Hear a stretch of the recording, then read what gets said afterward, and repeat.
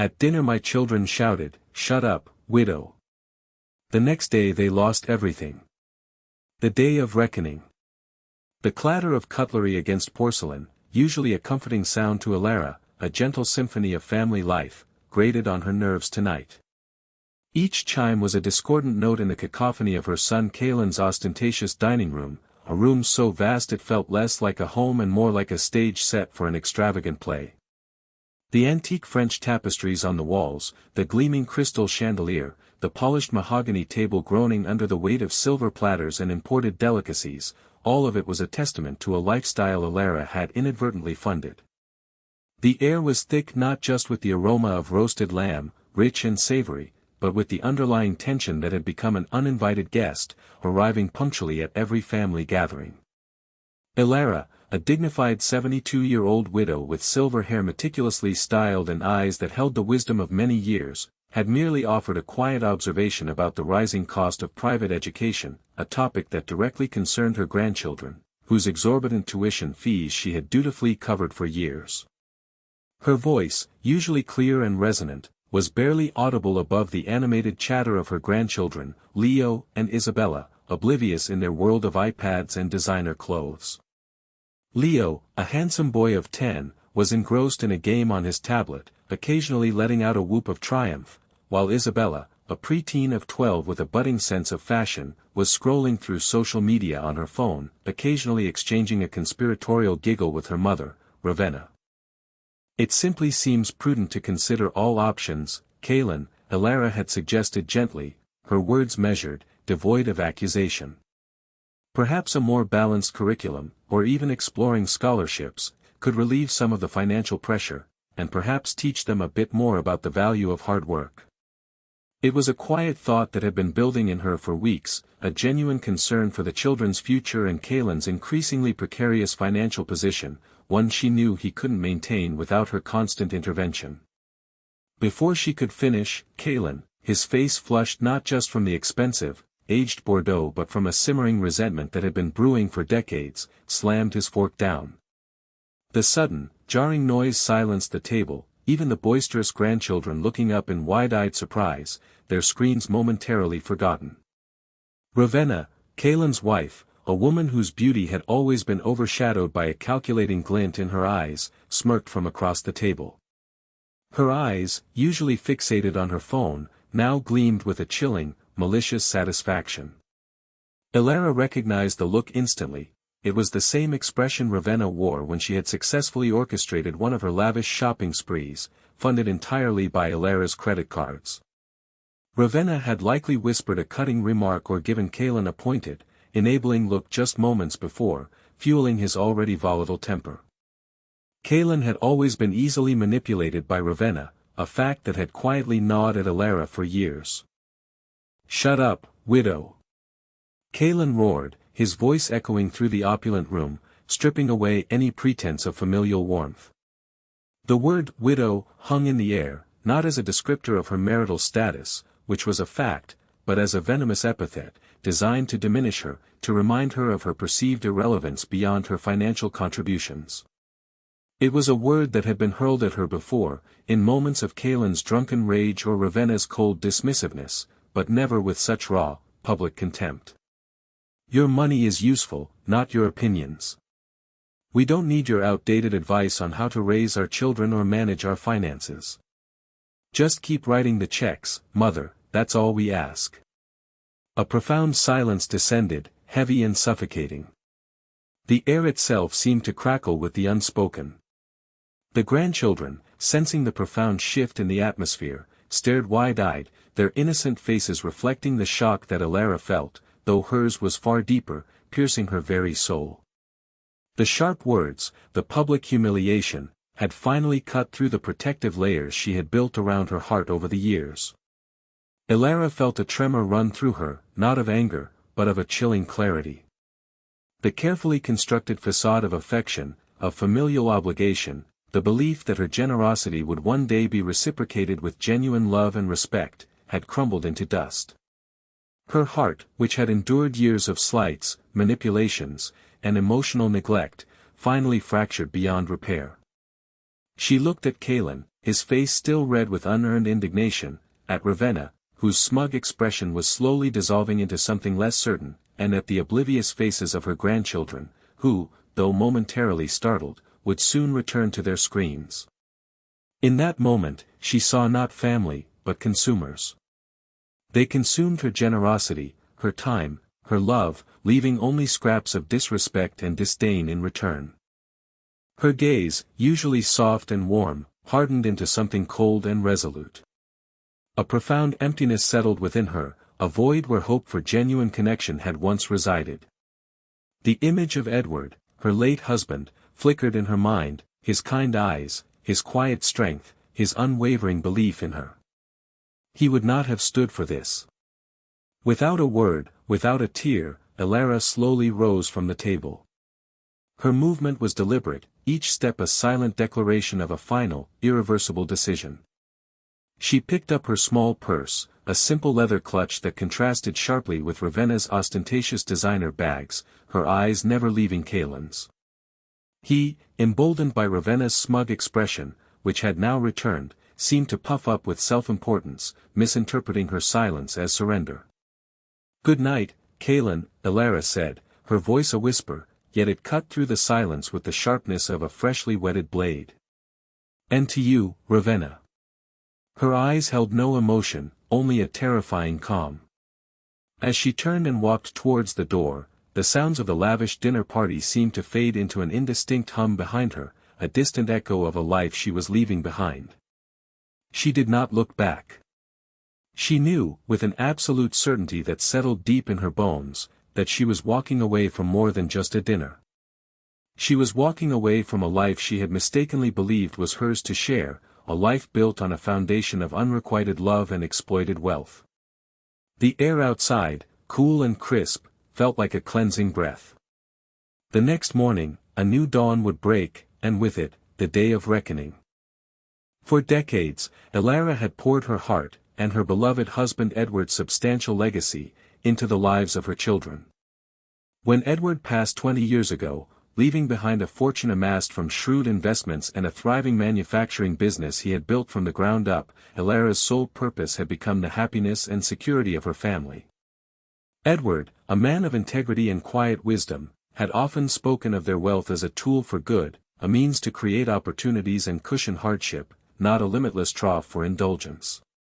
Elara had imagined a future where her wealth would be a source of joy, a cushion for her children, ensuring they never knew hardship. Instead, it had become a corrosive force, eroding their gratitude and hardening their hearts, transforming them into entitled strangers. Kalin, her eldest son, had always possessed an expensive taste and a remarkable talent for spending money he hadn't earned. Even as a young man, he'd shown little aptitude for diligent work, preferring the allure of get-rich-quick schemes. Early in his career, he'd embarked on several ill-conceived business ventures, each one failing spectacularly, leaving him deeper in debt and increasingly desperate. Elara, unwilling to see her son struggle and convinced that a mother's duty was to provide, had intervened every single time. She had quietly paid off his creditors, settling a six-figure debt from a failed tech startup that had promised revolutionary returns but delivered only empty promises. Then, later, she covered the colossal losses from a high-end restaurant Kalin had opened with little experience, only for it to go bankrupt within a year, leaving a trail of unpaid suppliers and disgruntled employees. These weren't small sums, they were life-altering amounts that Elara, out of a boundless love and a misplaced hope for his eventual success, had transferred from her own accounts without a second thought. She remembered the gnawing worry, the sleepless nights spent contemplating her husband's legacy, but Kalin's pleas had always won her over. "Mother, you're saving my life," Kalin would exclaim, embracing her tightly, a fleeting show of affection that always melted her resolve, momentarily silencing her concerns. "I promise, I'll make it up to you. This time, I've learned my lesson." But the promises were as ephemeral as morning mist, dissipating with the next financial crisis he inevitably created. Ravenna, Kalin's wife, quickly learned the extent of Elara's generosity and, more importantly, her soft spots. Ravenna was a master manipulator, cloaking her demands in a veneer of sophisticated charm. She saw Elara not as a person, a mother-in-law, or a matriarch, but as a bottomless pit of funds, a means to an extravagant end. Her designer wardrobe, the envy of her social circle, was almost entirely funded by Elara's credit cards, which she had initially given to help with what Ravenna termed household emergencies. Ravenna's definition of emergency included a new Chanel bag for an impromptu luncheon, a diamond necklace for a charity gala she barely attended, or a spontaneous trip to Paris for a weekend shopping spree, justified as necessary networking for Kaylin's floundering career. Elara would see the colossal bills, sometimes reaching tens of thousands of dollars in a single month, and sigh, a deep, weary sound. But a quiet, almost dismissive word from Kaylin about Ravenna needing to maintain appearances for his networking, and their social standing would always silence her concerns, playing on Elara's quiet anxieties about her family's reputation. The family's primary residence, a sprawling mansion in a prestigious suburban enclave, was purchased with a significant down payment from Elara, followed by years of her diligently covering the monthly mortgage payments. "It's an investment, Mother," Kaylin had assured her with practiced ease, his arm draped casually over her shoulder, "and it keeps us close to you. Imagine the security for your grandchildren." The proximity, however, meant only that Elara was conveniently located for their financial demands, a quick drive away from their latest crisis. When Kaylin decided he needed a luxury vehicle to match his new, albeit imaginary, status, Elara had leased a top-of-the-line Mercedes for him, despite her reservations about its unnecessary extravagance. A year later, Ravenna demanded a Range Rover, asserting it was necessary for shuttling the grandchildren to their numerous extracurricular activities, a symbol of their rising social status. Elara, wanting the best for her grandchildren, and weary of the constant arguments, acquiesced. She had even covered the astronomical insurance premiums and maintenance costs for these vehicles, silently absorbing the strain on her own finances. The grandchildren, little Leo and Isabella, were enrolled in the most exclusive private schools in the state, their tuition fees amounting to hundreds of thousands of dollars over the years. Elara paid for their horseback riding lessons, their expensive summer camps abroad in Switzerland and France, their private tutors for subjects they barely struggled with, simply because it was the done thing for children of their supposed standing. She bought them lavish birthday gifts, often far exceeding what their parents gave them, designer electronics, bespoke clothing, even a miniature pony one year for Isabella. Yet, their responses were often lukewarm, a quick, "Thanks, Grandma," before their attention drifted back to their screens or the next exciting thing their parents promised. Elara remembered the sting of disappointment, the silent ache in her chest when a carefully chosen gift was tossed aside or barely acknowledged. The disrespect had gradually seeped into every interaction, becoming as pervasive and unnoticed as the air they breathed, a slow poison eroding Elara's self-worth. Her opinions, once valued by Edward and her friends, were now dismissed with a dismissive wave of the hand or a patronizing pat on the shoulder.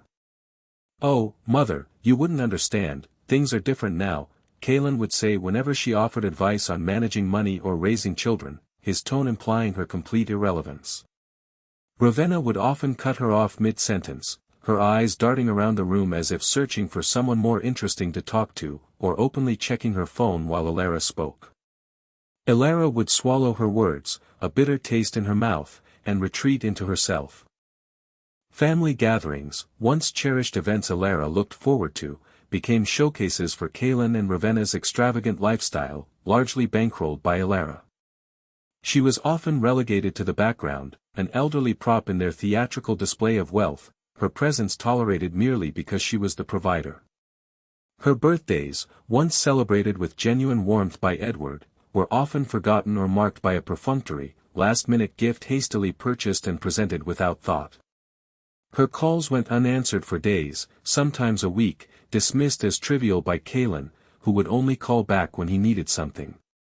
She was excluded from major family decisions, from where they would spend holidays to significant financial plans, despite her being the primary financial backer for almost everything. She was the matriarch in name only, a silent, ever-present ATM. There was the time Elara had suggested they invest some of the family's wealth in a community project she believed in, a local arts center dedicated to supporting young talent. It was a cause close to her heart, a legacy she wished to build in Edward's name. Kalin had scoffed, his laughter loud and derisive. "Mother, that's charity. Our money is for us. Besides, what do you know about investments? Leave the serious financial decisions to me." His tone had been dismissive, the implication clear. Her only value was in her passive provision of funds, not in her wisdom or her desire to contribute meaningfully to the world. She had felt a crushing disappointment then, a sense of profound loneliness even amidst her family. There was also the annual holiday trip. For years, Elara had paid for the family's lavish vacations, private villas in Tuscany, ski chalets in Aspen, beachfront resorts in the Maldives. One year, feeling a deep longing for genuine connection rather than ostentatious display, she tentatively suggested a smaller, more intimate gathering closer to home, perhaps a quiet week in a charming New England inn. Kalin and Ravenna had looked at her as if she had suggested they live in a hovel. "Mother, our friends expect us to travel," Ravenna had declared with a haughty sniff, "it's part of our brand, our image. What would people say?"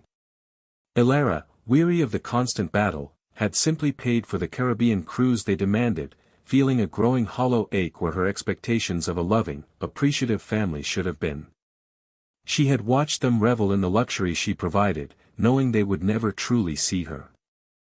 Her friends, particularly Martha, a shrewd and kind woman who had known Elara for decades and had been her confidant since Edward's passing, had often cautioned her. "Elara, you're enabling them," Martha would say gently over tea in Elara's sun-filled conservatory. "They'll never learn to stand on their own 2 feet if you keep cushioning every fall.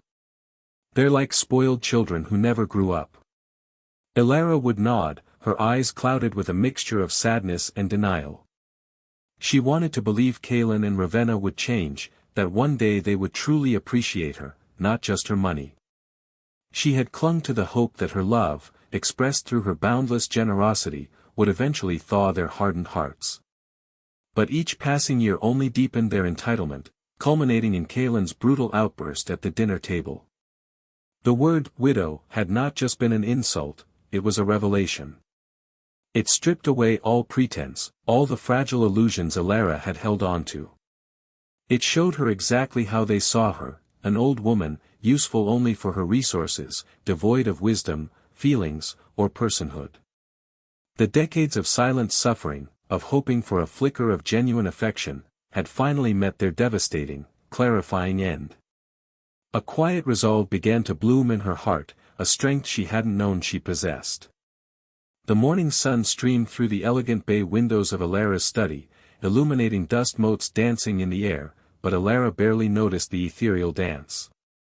She sat at her antique mahogany desk, a sturdy, dark-wood relic from her and Edward's early married life, a stark contrast to the modern, sterile office Kalin preferred, filled with chrome and glass.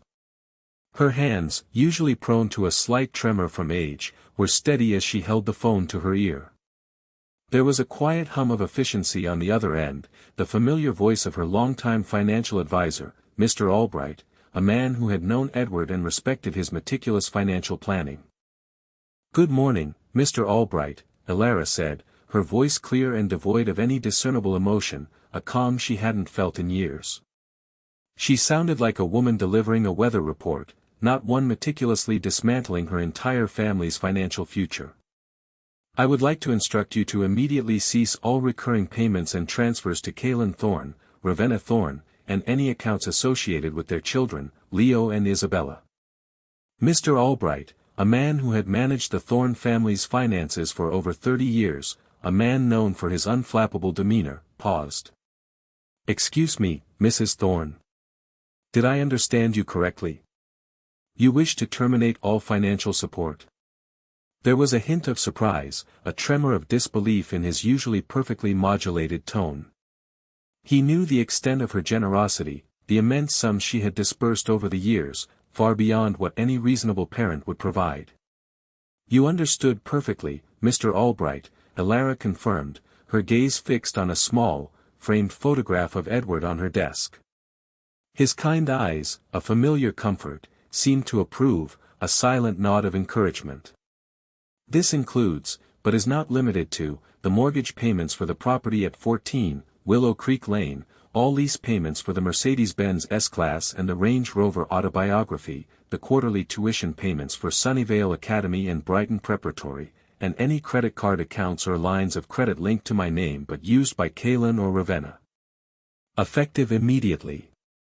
Mr. Albright cleared his throat, a small sound of professional discomfort. Mrs. Thorne, with all due respect, this is a very significant decision.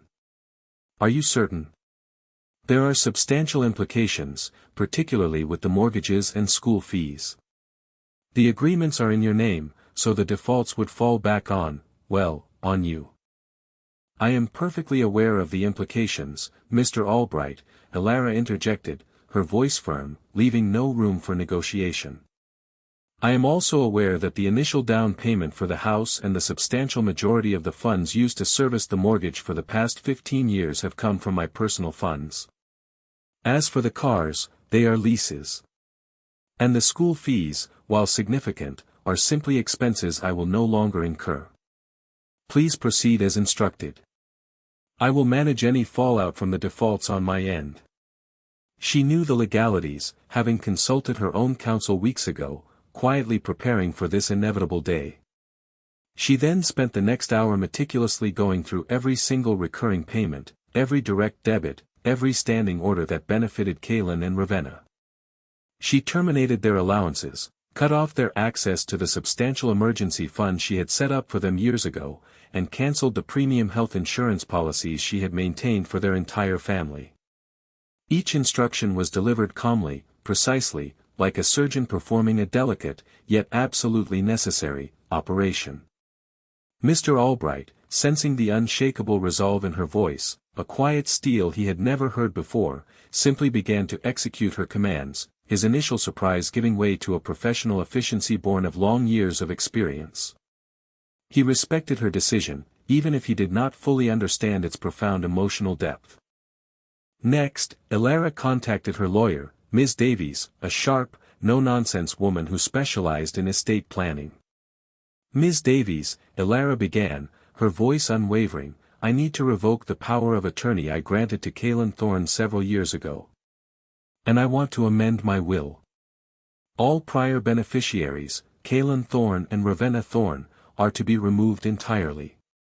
My estate is to be distributed among various charitable organizations I have designated, and a trust established for the future education of my grandchildren, Leo and Isabella, but it must be strictly managed by an independent trustee, with absolutely no parental access to the funds whatsoever. Ms. Davies, equally surprised but just as professional as Mr. Albright, took down Elara's instructions with rapid efficiency. Mrs. Thorne, this is a complete overhaul. Are you absolutely certain about the children's exclusion from direct inheritance? And the specific stipulations for the trust?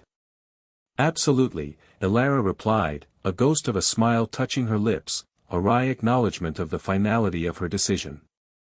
They have already received their inheritance, many times over, in fact. And they have shown me exactly how they value it, and me. This trust will ensure Leo and Isabella have opportunities for genuine education, should they choose to seize them, opportunities untainted by their parents' influence or predatory access. It is an investment in their true future, not their parents' fleeting desires. By midday, the machinery of financial disengagement was in full motion. Elara felt a peculiar lightness she hadn't experienced in decades. It was as if a crushing weight, invisible yet omnipresent, had been lifted from her shoulders. The years of silent resentment, of feeling like a captive ATM, of seeing her love and wealth slowly devoured, had finally culminated in this profound act of liberation. She felt a sense of vindication, not vindictiveness, a quiet triumph. The first ripples of panic began that afternoon, small at first, like stones dropped into a calm pond, sending concentric circles outwards. Kaylin, while at a high-end department store, handed over his credit card for a new designer watch he absolutely needed for an upcoming social event. The transaction was declined. He tried another card, then another, all declined. His face flushed with embarrassment as the sales assistant politely informed him there was an issue with his accounts. He called his bank, then Alara's personal assistant, whom he still believed managed Alara's accounts and therefore, implicitly, his own. He was met with polite but unyielding explanations that his cards were no longer active on Alara's master accounts. He dismissed it as a temporary glitch, a bank error, perhaps a system upgrade. His arrogance prevented him from considering the truth. Ravenna experienced her own moment of disconcerting confusion when she tried to pay for her weekly organic grocery delivery, an order totaling hundreds of dollars. The payment bounced. She called the delivery service, annoyed, only to be told her account was significantly in arrears. "That's impossible," she huffed into the phone, her voice laced with indignation. "My mother-in-law handles all our finances. There must be a mistake." She assumed Alara had simply forgotten to update a payment method. Later that day, a notification popped up on Kalen's phone, jarring him from his complacent evening. "Your mortgage payment is overdue. Please remit funds immediately to avoid penalties." Kalen laughed it off, a nervous, hollow sound. "Must be a technical error. Mother pays that religiously.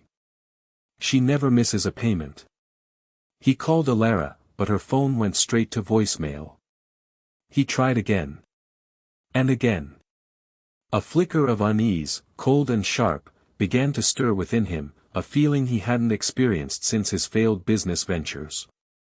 The real panic set in the following morning, a wave of cold dread washing over them. The school bursar called Kalen, politely but firmly informing him that Leo and Isabella's tuition fees were significantly overdue, and unless payment was received by the end of the week, their enrollment would be suspended. Kalen, now truly alarmed, his earlier dismissals replaced by a growing terror, tried Alara's home phone. No answer. He called her cell phone again, leaving increasingly agitated, almost frantic, voicemails. "Mother, what is going on?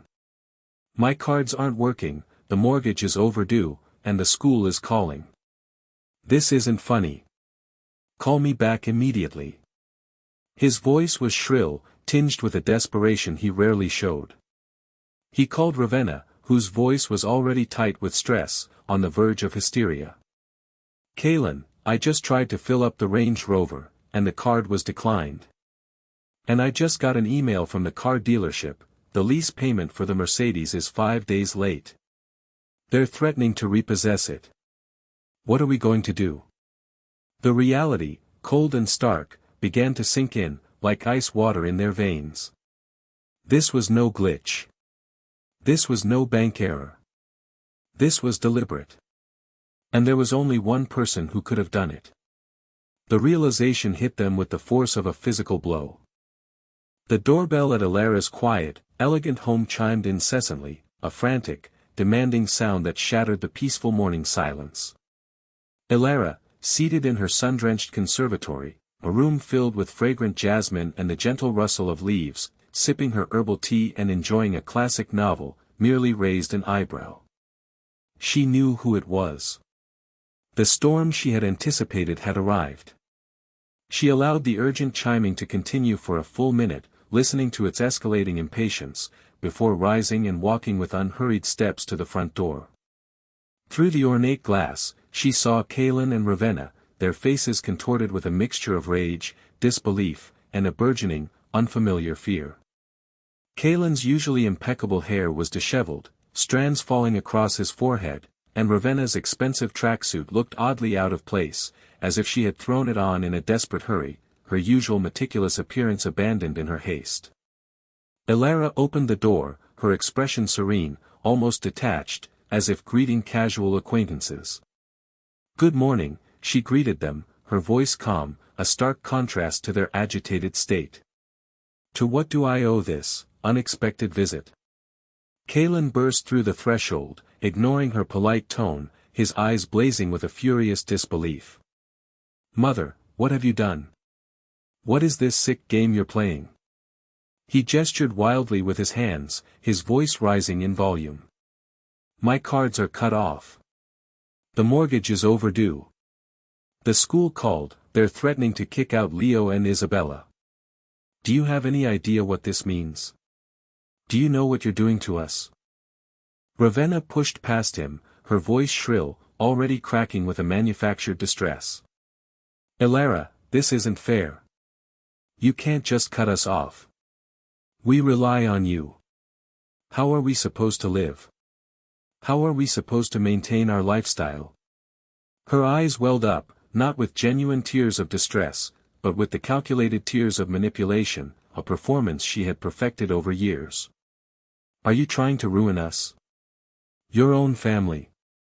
Elara stepped back, creating a deliberate, symbolic distance between herself and their chaotic energy. She simply looked at them, her gaze unblinking, unwavering. Please lower your voices. This is my home, not a public square for your theatrics. Our home. Our cars. Our children's education. Kalen yelled, desperation creeping into his voice, his carefully constructed world crumbling around him. You've cut off everything. Why? Because I spoke my mind at dinner? Because I told you your advice wasn't wanted? Is that it? Are you truly that vindictive? So petty? A small, almost imperceptible smile touched Elara's lips, a knowing, weary smile. Vindictive, Kalen? No. Liberated, perhaps. Enlightened, certainly. She paused, letting her words sink into the charged silence. You asked why. You truly do not know. Her voice was soft, yet it carried the weight of decades of unspoken pain, a lifetime of grievances finally given voice. It wasn't merely your words at dinner, Kalen, though they were certainly a potent catalyst. It was the culmination of 30 years of disrespect, of insidious entitlement, of viewing me not as your mother, but as a bank. An ATM, as you and Ravenna so eloquently put it to your friends at the country club last summer, unaware I was within earshot as I walked past the lounge. Ravenna gasped, her pretense of victimhood momentarily faltering, replaced by a flash of genuine shock and fear. That's a lie. We never said that. You're imagining things. Didn't you? Elara's eyes, usually gentle, now held a piercing quality, seeing straight through their transparent lies. Do you remember the countless times I paid your debts, Kalen? The failed businesses, the reckless investments. The hundreds of thousands of dollars I quietly transferred to keep you afloat. Do you remember the down payment on this very house, which I covered entirely, and the mortgage payments for the past 15 years, allowing you to live in luxury? The luxury cars you demanded, year after year, the Mercedes, the Range Rover, all on my tab. The private school fees for Leo and Isabella, which would fund an entire small town's education, all paid by me, without question. Kalen started to interrupt, a fresh wave of indignant protest forming on his lips, but Elara held up a hand, silencing him with a quiet authority he had never seen. No, let me finish. Do you remember how you dismissed every piece of advice I offered, every opinion I shared, as outdated or irrelevant? How you excluded me from major family decisions, forgetting my birthdays, canceling plans at the last minute because something more important came up, leaving me waiting and alone. How you barely tolerated my presence unless you needed a new infusion of cash, a new bailout, another check. Her voice remained calm, almost conversational, but the words were hammers, each one striking a precise blow to their carefully constructed reality, shattering their illusions of control and entitlement. Do you remember what you called me at dinner, Kalen? Widow. Not mother, not Elara. Widow. As if my identity, my worth, my very existence, was only tied to the money my late husband left, and which you so readily consumed. You said my money was useful, not my opinions. Well, Kalen, I have decided. Neither my money nor my opinions will be useful to you any longer. They are mine to control. Kalen's face went from enraged to pale, a dawning horror creeping into his eyes as the full weight of her words settled upon him. Mother, please. You don't mean this. We were angry. We didn't mean it. We love you. We're your family. He tried to reach for her hand, a desperate, pathetic gesture, but Elara subtly stepped back, out of his reach. Love? Elara's voice was tinged with sorrow, a deep, resonant ache that echoed the years of her suffering. Is that what you call it? This parasitic existence? This emotional blackmail? For years, all I ever wanted was genuine affection, respect, a sense of belonging in my own family. Instead, I got demands, disdain, and a complete disregard for my feelings, for my very personhood. She looked directly at Ravenna, whose face was now a mask of genuine fear, her earlier calculated tears completely forgotten. And you, Ravenna. You enabled him, encouraged his worst impulses. You saw me as an endless fount of resources, never a person. You taught my grandchildren to be entitled, to view me as a benefactor, a walking bank, not a loving grandmother who longed for their affection. Elara, don't do this. Ravenna pleaded, her voice cracking, her facade finally crumbling. Think of Leo and Isabella. They'll be thrown out of school. They'll be humiliated. How can you do this to your own grandchildren? My grandchildren will learn a valuable lesson, Elara stated, her voice unwavering, cutting through Ravenna's desperate plea. They will learn that actions have consequences. They will learn that hard work is required to achieve things, not just entitlement. And they will learn that true family is built on respect and love, not on financial dependency or the empty pursuit of social status. Kalen, seeing that begging and emotional manipulation were failing miserably, shifted tactics, his voice taking on a blustering, legalistic tone. This is illegal. You can't just cut off our support. There are agreements. Implied contracts. We have built our lives around your support. Elara gave a small, dry laugh, a sound devoid of humor. Illegal? Kalen, what agreements? The generosity of a mother. There is no legal obligation for me to fund your lavish lifestyle, or to cover your debts, or to pay for your children's extravagant education. My financial advisor and lawyer have confirmed everything. All financial instruments were solely in my name, and I have every right to dispose of my assets as I see fit. The power of attorney has been revoked, your names removed from my will. You have already received more than your inheritance in your lifetime, many times over. Her words hung in the air, final and unyielding, like a judge's verdict. Kalen and Ravenna stared at her, their faces slack with a profound shock, their world utterly shattered. The woman standing before them was not the pliable, endlessly generous Elara they had known, the one who sighed and paid. This was a stranger, resolute and formidable, her eyes reflecting a quiet strength they had never imagined she possessed. Now, Elara said, her voice dropping to a calm, decisive tone, dismissing them. I believe our conversation is concluded. You have your answer. The tap is closed. Permanently. She took another step back, her hand slowly moving towards the door, her meaning unmistakable. I suggest you both go home and begin to make arrangements for your new reality. You have until the end of the month to vacate the property, as the mortgage will certainly default by then. And I advise you to secure new schooling for the children. Perhaps a public school, where they might learn about humility and resilience, rather than entitlement and superficiality. Kalen and Ravenna stood frozen for a moment, the weight of her words crushing them, rendering them speechless. They looked at each other, a flicker of mutual blame and despair in their eyes, then back at Elara, who was now holding the door ajar, inviting them to leave, her composure absolute. There was nothing left to say, nothing left to argue, no more emotional leverage to exert. The battle was over, and they had lost everything they had so shamelessly taken for granted. Defeated, humiliated, they turned and stumbled out of the house, the grand front door clicking shut behind them, sealing their fate and the end of Elara's agonizing generosity.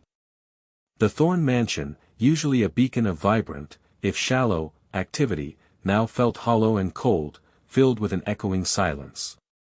Kalin and Ravenna returned, their minds reeling from Alara's unshakable resolve. The confrontation had been a spectacular failure. Their usual tactics, the pleas, the accusations, the emotional blackmail, the feigned love, had bounced off Alara like pebbles against granite. She was a different woman, one they neither recognized nor could manipulate, a woman finally free. The immediate fallout was swift and brutal. Within days, the luxury vehicles, the gleaming Mercedes and the imposing Range Rover, were repossessed. The leasing company, having received Alara's clear instructions to stop payments, wasted no time. The sight of the tow trucks pulling away their symbols of status, right from their meticulously manicured driveway, was a public humiliation. Neighbors, who had long envied their lavish lifestyle and whispered about its origins, watched from behind their curtains with a mixture of curiosity and thinly veiled schadenfreude. Kalin had tried desperately to hide the vehicles, to make excuses, but the process was relentless and undeniable. The school calls became more insistent, then aggressive. Leo and Isabella were indeed suspended, then officially unenrolled from their elite private schools. The children, bewildered and angry at their parents, suddenly found their carefully constructed world crumbling. Their friends, whose parents had connections to the exclusive schools and social circles, started to distance themselves, their invitations drying up. Leo's private tennis coach informed Kalin he could no longer train him without immediate payment. Isabella's horseback riding stable informed Ravenna that her membership was revoked due to unpaid fees, meaning her beloved pony was no longer accessible. The kids, sheltered from financial realities their entire lives, now faced the harsh truth of their parents' inability to provide, a truth made all the more bitter by their sudden fall from grace. The mortgage default notices escalated, accumulating into a formidable stack of red letters. The bank, having received Alara's explicit instructions to cease payments, was relentless. The Thorne mansion, their pride and joy, the very foundation of their perceived social standing, was now under imminent threat of foreclosure. Kalin frantically tried to secure a new mortgage, desperately visiting various banks and lenders, but his credit history, riddled with Alara's past bailouts and his own impulsive financial decisions, was abysmal. Every application was met with polite but firm rejection. Ravenna, equally useless with practical finances and consumed by fear, was in a constant state of hysteria, alternating between frantic phone calls to non-existent saviors and tearful accusations against Kalin. Their social circle, once so admiring of their lavish parties and expensive tastes, began to cool. Dinners out became fewer, invitations to exclusive events dried up completely. The whispers started, spreading like wildfire through the community. Did you hear about the Thornes? Their cars were repossessed. Apparently, their kids are out of private school. Can you imagine? They say Alara cut them off completely. No idea why, but it must be something major. Kalin and Ravenna, who had lived for appearances and the validation of others, found their carefully cultivated image unraveling before their eyes, replaced by pity, gossip, and thinly veiled contempt. They tried to borrow money from friends, but their reputation as spendthrifts who never repaid their debts preceded them, and every request was met with polite refusals. Meanwhile, Alara, having set the wheels of justice in motion, felt an unparalleled sense of peace. The day after the confrontation, she called her dear friend Martha. "Martha, my dear, I believe it's time for that trip to Florence we always talked about. Next month." Martha, who had silently watched Alara suffer for years, her heart aching for her friend, smiled, a genuine, joyful smile. "It's about time, Alara. It's absolutely about time." Alara began to reconnect with her own interests, neglected for so long in her futile pursuit of her children's affection. She enrolled in art history classes at the local university, finding immense joy in the beauty and stories of classical art. She joined a local book club, engaging in lively discussions and forming new friendships based on shared intellectual curiosity, not transactional relationships. She volunteered enthusiastically at the very art center Kaylin had scoffed at years ago, finding fulfillment in contributing to her community. She started taking long walks in the botanical gardens, relishing the quiet beauty of nature, the scent of blooming flowers, and the simple pleasure of solitude. For the first time in decades, her life was truly her own, dictated by her desires, not her children's incessant demands. She felt light, unburdened, like a bird finally released from a gilded cage. She ate what she wanted, when she wanted, preparing simple, delicious meals for herself, a stark contrast to the performative dinners she had endured. She spent her money on experiences that enriched her soul, not material possessions that enriched others' egos. Months had passed since the day of reckoning, and the world had dramatically reordered itself for both Alara and her children. The Thorn Mansion, once a symbol of opulence and their perceived success, had indeed been foreclosed upon. Kaylin and Ravenna, stripped of their illusions and their primary residence, were forced to move into a modest rental apartment on the outskirts of their former privileged neighborhood, a stark contrast to their former grandeur. Kaylin, for the first time in his adult life, was forced to confront his own lack of financial acumen and his inability to provide for his family without Alara's constant bailouts. He took a job he deemed beneath him, a middle management position at a modest company that paid barely enough to cover their new, considerably lower, expenses. Ravenna, unable to maintain her social standing without Alara's funds, found herself isolated, her former friends having evaporated like morning mist, moving on to the next display of wealth. She even attempted to sell some of her designer clothes and jewelry, but the resale value was only a fraction of what Alara had originally paid, a bitter lesson in the true cost of their superficiality. Leo and Isabella, after a period of significant distress, resentment, and a profound sense of humiliation, were enrolled in a local public school. The transition was difficult, marked by bullying from peers who had heard the rumors and the harsh reality of their newfound ordinary lives. But in the absence of their parents' enabling influence, they slowly began to adapt. They learned what it meant to ride a public bus, to share resources, to compete on merit rather than privilege. Though still raw from the sudden shift, a nascent resilience, born of necessity and genuine struggle, began to emerge. They were learning, painfully, to stand on their own feet, to understand the value of $1, and to appreciate kindness, lessons their grandmother had finally, albeit harshly, bestowed upon them. Alara, on the other hand, flourished. She had returned from Florence invigorated, her spirit rejuvenated by art, culture, and the freedom of authentic experiences. She had started a small, vibrant garden in her backyard, nurturing delicate roses and fragrant herbs, a symbol of the new life she was cultivating for herself, blooming beautifully. She frequently entertained Martha and other friends, filling her elegant home with laughter, stimulating conversation, and genuine camaraderie, not the forced performances of her past family dinners. She invested in charities she believed in, seeing her wealth truly make a positive impact on the world, a stark contrast to how it had been squandered before. She traveled often, exploring new cultures, savoring every moment of her newfound freedom and independence. She was learning to play the piano again, a childhood passion she had long abandoned, the melodies filling her home with a joyful, self-made harmony. Her days were filled with purpose, her heart with a quiet contentment, a profound peace she had earned. She rarely thought of Kaylin or Ravenna, and when she did, it was without malice, but with a detached acceptance, a sense of having closed a chapter. She had given them everything, and they had taken it all for granted, mistaking generosity for obligation, and love for a blank check. They had learned, the hardest way possible, that true wealth lies not in what one possesses, but in the integrity of one's character and the respect one earns. The story of Alara Thorn became a quiet legend in her small, affluent community, whispered with admiration and a touch of awe.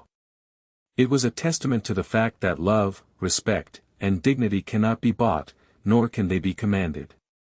They must be earned, nurtured, and reciprocated. For Alara, the journey had been painful, fraught with years of quiet suffering, but the destination was profound liberation.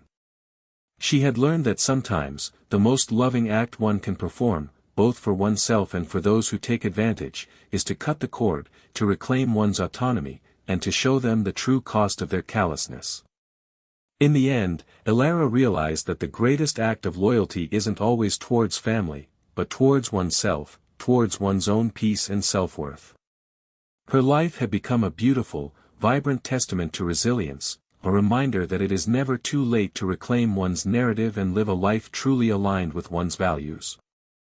Thank you for joining us on this powerful journey of resilience and reckoning. Elara's story is a stark reminder that true wealth extends far beyond material possessions, and that respect is a currency that cannot be bought.